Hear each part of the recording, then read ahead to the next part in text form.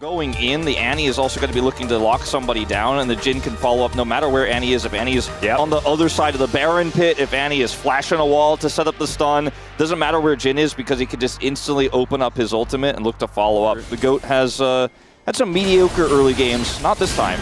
Well, Grand Starfall going to come in here as the equalizer goes down from Rich, but I don't think he's going to survive. Does take a while for him to go down, and Doran ticking, but still has 100 health. Grubs you can get. Now they can contest actually with that ultimate from Faker.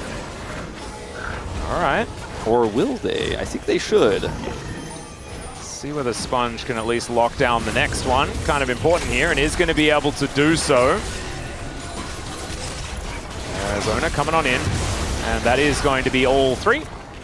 Actually, never mind. T1 actually able to get one of them off the number that I would have otherwise applied it to. And that helps my brain. As LazyField does find himself a nice little stun, but Doran answers really well there. And now Doran gonna have to play some DDR, and look at that, side to side to side to side, and he absolutely nails it. LazyField even giving up as he just kills the wave. This could be a trick though. Good board from Doran. Yeah.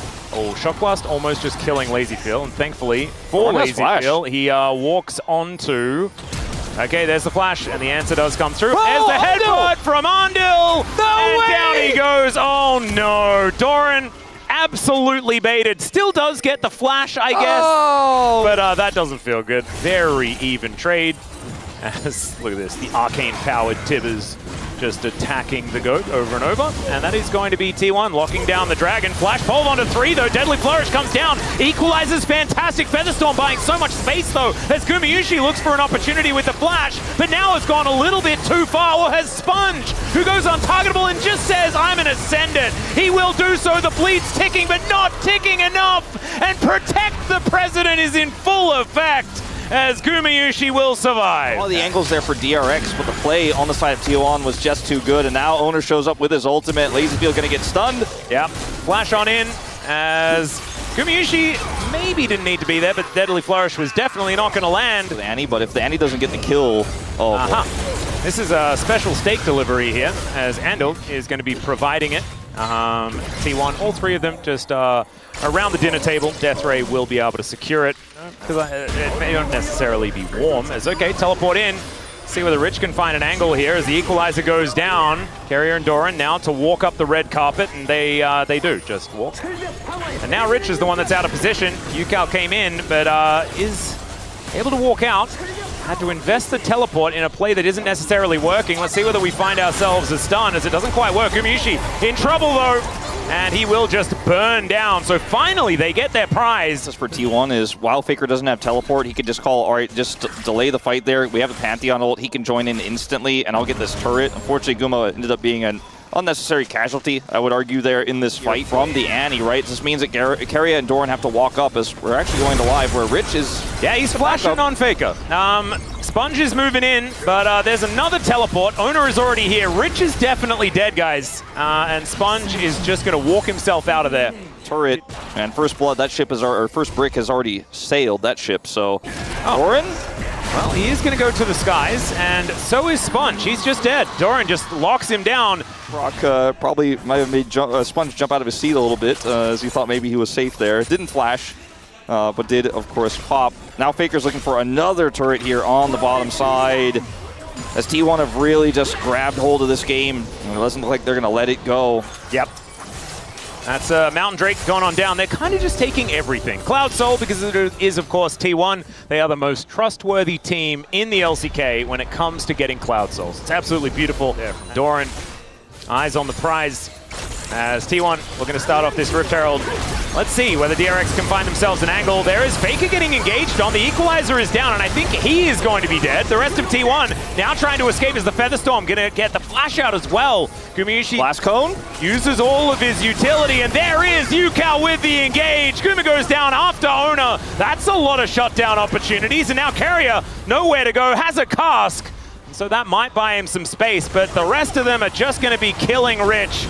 These stuns from the Annie set up really, really nicely, especially in this moment. Yeah, it's so hard to get away from this Annie when you end up losing a fight like this. And I was saying before, if DRX fall too far behind, when they do those combos, they look for the dive and somebody doesn't die. Like, he's going to come down right now, in fact.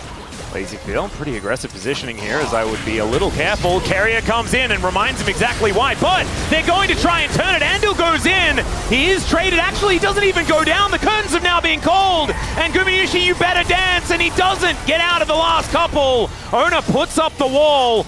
But I think DRX have pushed them away from this Dragon now and might be able to grab their first of the game. Really nice flash there from LazyField. Played the fight really well there. His ult was well angled too. Rich on the chase there, forcing Guma's ult out, and that's a Dragon here for DRX. They get the kill on Carrier as well. I think ideally they would have liked more kills on top of it, but I think they'll definitely take the prize. The top turret did go down anyways after Rich left. Oh, dear. Now LazyField, no cleanse, no flash. LazyField, you're not allowed to farm the mid lane. We've spoken about this already. There's Andil looking for a bit of an angle here, but Sponge going in. Rich turns up as well. Now the real damage gets in there. As over the wall goes the doggo. And thankfully they're going to be okay, as there is the pulverize onto 2. Doran burning down, and Yukao collects the kill. Tibbers is going to lie down, but I think that is absolutely fine. The worse type scenario. As this turret, not long for the world, Gumayushi able to walk up and take that one down without too much of an answer. I think one turret is being taken by DRX as well as Game Wolf, so a bit of standing gold on the map. I think with nothing to protect or fight for topside, it was just the right play to group as 5 and look for that turret. And this is big lethality on the Jace as well. These shock blasts going to really hurt us.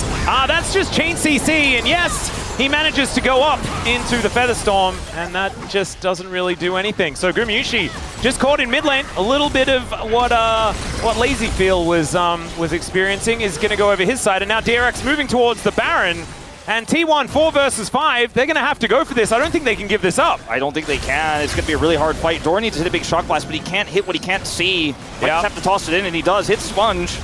Yeah, Sponge not going to be too worried about it as Yukao on a flank angle. And Tibbers is just being really frustrating. There's the equalizer as DRX look for the turn. The curtain call, unanswerable right now, but the bullets aren't really landing. And Rich also getting attacked by the Baron. He's out of there. Andil's also going to be taken down. And T1, they answer the fight really nicely. Now they're looking for even more, but should they? Is the question. Ona says absolutely we should.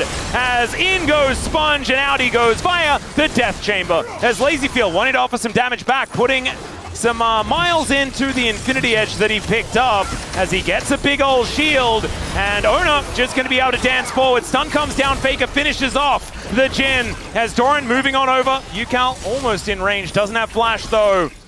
As T1, DRX thought that they had an opportunity. They killed Gumayushi and things looked great, and then they bit off a little more than they could chew. Right here, they just want to deny owner entry, but Andil and Rich make the call to look for a fight at the same time while Yukao is just guarding the Pantheon. Any meaningful advantage in this game puts T1 in a fantastic position as Carrier goes for it once again. Cast just going to knock Rich into the wall, and there's nothing he could do. He gets the equalizer off, but that is all we can really say about that. Unbreakable Will now on cooldown for Andil, but he still gets taken down halfway, and this is what I was talking about.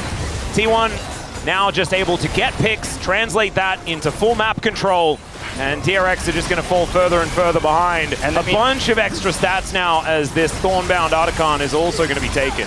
If they all walked into Yukao where he had his Tibbers stun prepped, you know, maybe there's a world where that goes awry, but I mean, the Annie is like 2-0 and 5, almost has a full set of Dark Seal, Death Cap.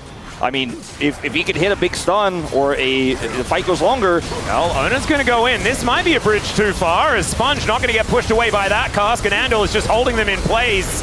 Can Ona get over the wall? That's the question. As Gumayushi says, it does not matter. He can go where he wants because I am massive, and he absolutely is. There's the double kill for the Xayah. And Gumayushi, I think, is a little upset that he died a million times in the early stages of this game and is going to finally get his revenge. Yeah, he did scale very well in this game, even though he was caught and focused so much in this game. There's a lot of CC, there's a lot of explosive damage here on DRX's comp, so he only gets to press R once, but in this situation didn't need to press it at all as they were in full control. Clean up, Faker denies anyone else from following up, and, you know, focusing a Pantheon, the only option DRX had, but it wasn't going to be successful. It's now Owner's level 18. Yeah, that's a 3-level lead. This doggo not looking too hot right now. Although it is a hot dog, so it's a bit weird. Probably should be at least warm. More like a chili dog right now. Yeah, definitely chili. That's okay. LazyField, can he protect that? Oh dear. Yukao not going to quite find the Tibbers angle. Kind of tells the story of this series a little bit as Grand Starfall comes in. Decent Captain Jack there from Lazyfield. I don't think it's going to save his life. His spear will be avoided, and so maybe Owner is not going to be able to get that one done. Still, he survives, and they take down Rich as well. And DRX just a little too far behind, ladies and gentlemen. T1, they've scaled into this game, and they are going to utilize that to take down this Nexus here in game number 1. Lazyfield just going to have to dance away from some of these skill shots as he watches his Nexus explode, and I don't even think he's going to be able to do that because Carrier decides that he's worth killing. Let's do it. In any other team Doran was in, by the way, I would have been like, I don't know if you could trust Doran to be the guy to punish the weak side Scion / Ornn / any sort of weak side safe pick it's really difficult to punish, but he has been so much better about it overall. Does Boris refill it for you before he gives it to you? Like, is it sort of like a... I think it's like if you get a bottle of water at a restaurant? I think it's sealed on purchase. The sponge is up here, but can't do anything. So yeah, back to, oh, hold up. Yeah, Yukal not going to get hit by the Dustbringer as Seismic Shove comes through, but the charm was in the air, and Yukal just walks towards Faker and dies. Yeah, that looked very funny. It almost looked like the charm just had an insanely long duration, but challenges Drake, but with no mid-pry of the wave crashing, I don't think this is realistic. Well, there's a bit of a battle towards the bottom side as Carrier going down very, very low. Faker thinking about moving on over to defend that one. There's level 5s for both of our junglers. Yukal will be able to skate his way over here. The Dragon is down low. It will be a smite fight, won by Owner for now, as he'll have to flash to get himself out of the way. But Andil, he's going to follow him. The Weaver's Wall comes in, and they all pile in on top of the Nocturne, and he will be seismically shoved into the Death Chamber. Faker now moving back towards mid, and DRX will be able to try and find some of the spoils. Position back, because they're looking for more here now into the bottom lane. Oh dear, there's a flash immediately by Gumayusi actually, as Carry is the one that's going down very low. Andil able to get himself out of there, but Sponge is just dead, and that was a whoopsie. I mean, trying to dive in Nautilus can be very difficult, as we know. And as DRX were reminded, maybe zoning away the bottom duo instead. Sponge is going to be able to take this first grub without using Smite. Yeah, so grabs that one. Carrier just going to stun up Andil just for a moment as he's pulling him back in, being a little bit frustrating, and Andil going aggressive. Doran moving over as Rich trying to defend, but the Q finds absolutely no one, and Andil is just dead. Can they get anything in response? That's the question, as Seismic Shove will connect onto Gumayusi, and Rich, he's going to survive. They're looking a little worse for wear. Teleport has just come back up, though, as the Grubs move back into the pit. Lazyfield positioned here in this mid lane, but I don't think they're going to be able to defend as these Grubs are taken by T1. They should be able to get two of them, as never mind. I don't know if they should, but they're going to. Yep, Carrier sitting in this brush here. True Shot Barrage not going to hit anyone, and there are both of those Grubs going down. In goes the Scion as he's trying to get rid of Gumayusi, and that is an engage onto Lazyfield if ever I've seen one. He just evaporates. Andil going aggressive, and Yukal trying to find a few windows as there's the flash in from Doran. Hextech Ultimatum onto Sponge, but now he's just in the Thunderdome by himself. T1 kind of playing it well, being able to take one of them, but they lose their AD carry as well. And finally, they're able to take down Sponge. Rich now coming on in. He's now joining the rest of T1. These health bars are so low, but nothing's landing from DRX. They can't get any of the kills. They don't have enough damage here. Scary. Well, Faker can also keep Lazyfield out of the initial part of the fight. Oh no, Mystic Shot going wide is a disaster, and Gumayusi walks up to him and shoots him. The real thing at the end there. And so was comfortable to surmise, not comfortable to watch again, as that max range hook, just gorgeous. Down goes Mr. Sponge. He couldn't even flash or ult or anything. He was just dead. Recklessness. Yeah, there's starting to give me some like 2022 Live Sandbox feels right now with only go in, only fight, and force every fight, and also try to greed in every lane. As well. And that has continued to be a little bit of a problem here. Solar Flare will be able to lock down Faker. Seismic Shove is some nice chain CC. There we go. Here's the uptick from the DRX. And now, let's see whether the down tick is happening immediately. The flash hook, not going to quite find the mark, but I don't think they're out of the woods just yet, as, oh god. Depth charge going to come on through as Yukal's in trouble. Does have to flash and does do so, but the double up almost murders both of them. Does manage to get the kill onto Yukal, and there we go. The ebbs and flows of DRX, ladies and gentlemen. They get a kill onto Faker, and then they lose two. Yeah, well, it's the traditional Faker dies, but then you win the fight style. As over here. Unstoppable gonna hit the until... wall. Yeah, there's a stoppable moment there. A little stoppable. Slightly stoppable. I think Faker is pretty charming, and he is going to prove that as Rich just going to get taken out. The Zombie Scion going to see what he can do about this wave, as Doran is going to go in onto Rich here. I don't know what I was talking about there. As okay, Faker not going to get shoved, and there is the paranoia. Down goes Yukal. And DRX, it's just really feeling like they're looking a little lifeless here in this game. It's the Flash to try and keep himself alive. Sponge standing on so much vision as they do get rid of the Rift Herald. Dredge line goes wide, so does the Charm. T1, they're happy with what they got though. You just play respectfully, then you just lose controls. Oh, I've seen this play before. As this time, Faker does not get stunned up by the Solar Flare. TP. And Andal is dead, ladies and gentlemen. Teleport comes in from Doran, as Gumayushi may even be delivered the kill. Never mind, it goes to the GOAT. Faker's like, so like I said before, this is the kind of game with Andal where you're wondering, like, maybe is Pleta coming in the next series? So I don't think, there's just no real positives to speak of here at the moment. Oh, they did get a dragon. So there's that, as Doran is going to take a turret shot or two. Never mind, he's got a hook shot, so he's just fine. Faker now getting to work here towards his bottom side. They already have feats of strength, but if they didn't, they could get them again by locking down that first turret. There it goes. And even more money into the coffers of T1. Gumayushi moving forward towards LazyFeel, who's just trying to take down minions in this mid lane.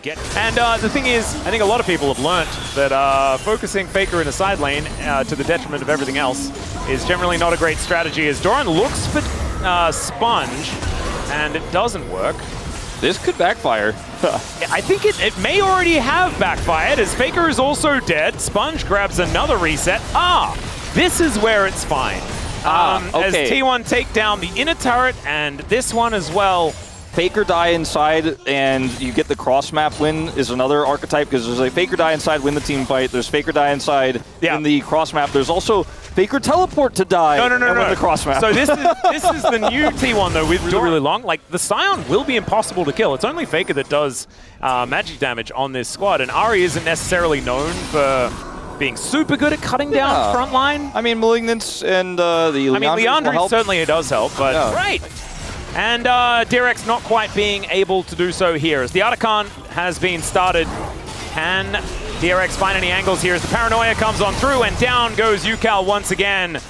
This guy's Talia has looked great, but I'm starting to doubt my memory right now. Unfortunately, I think the issue is just you're not allowed to be by yourself ever into this Nocturne, even if they are doing Otacon, because they'll just collapse on you, and Owner just so good at that. And now they can just go straight back to the Otacon. Keria on this really cool flank here as well, as Faker shows up with his ult. Yep, Depth Charge going to get a couple of knockups here, as Sponge being held out of the Otacon pit. Keria will be taken out though, and now T1 rotating over yet again. Scion finds the knockup as Doran is dead once more.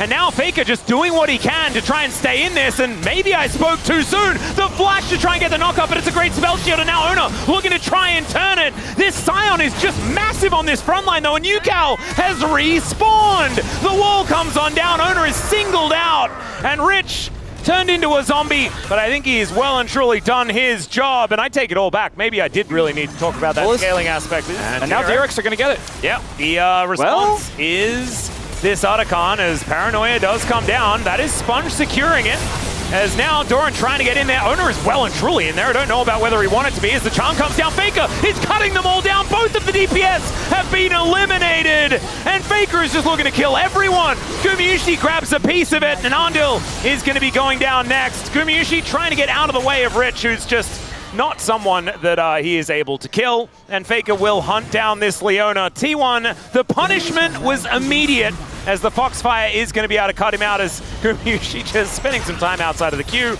And as you can see, Gumayushi does need armor penetration if he ever wants to kill Scion. Look at that. Rich cannot die, by the way, guys, basically, as finally he does go down, and there goes he gets a double? Gumayushi. Does he get a double? No, I don't think so. The health bar's going down lower and lower and lower, and Keria will be able to secure it. This is just very silly. He unfortunately channeled his ult just too close to Rich there. It felt like it was the Titan's Wrath from Keria that actually managed to do damage to Scion, because that's like on-hit magic damage.